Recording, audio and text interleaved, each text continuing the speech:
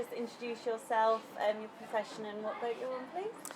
I'm Donna Von Tunk, and I'm a chiropractor, and I'm on board Qingdao. Brilliant, thank you. Could you describe your overall experience of leg one, please? Leg one, race one, was a very intense introduction to the race, with the first 3 days of beating up wind, and then coming into the Bay of Biscay in storms and pretty big seas, and then going into Portimao. We had the wind hole, and we came in third eventually after sitting in wind hole for 15 hours. But we only had one medical incident where one of my crew members fell out of his bunk during a healing episode, and we dealt with his facial injuries on board with the medical kit very successfully. Great, thank you. And what have your onboard duties involved as medical crew?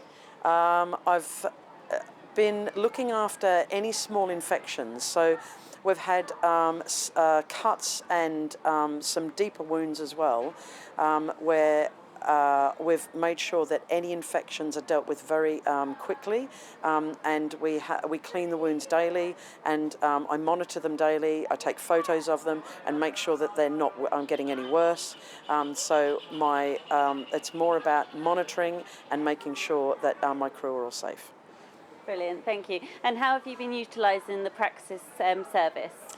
Utilise the PRAXES service on one call on the satellite phone, where one of my crew members had a vasovagal incident where he collapsed, and it was due to dehydration and exhaustion and the heat, and the stifling temperatures inside the cabin as well, and we rehydrated him. I satellite phoned in because he had 2 episodes of this, and just to keep them informed, I monitored him, used all the vital signs equipment on board to keep him monitored, and he was up and going again in 24 hours, so he was fine. Brilliant, thank you. And now you're in Punta del Este. How have you been spending your time here? What events have you attended, and how have you been spending your time here? The hosts here have been so friendly and put so many events on for us. Last night we were doing champagne and caviar. We have wine tasting. We had a beautiful barbecue that's called an asado, and that was an amazing event with all the crews that came in.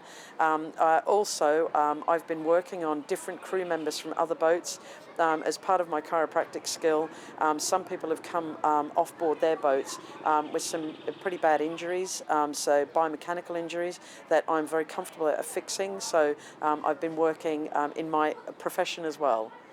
Brilliant, thank you. And what is it that you have learned on leg one which will you will carry on for leg two?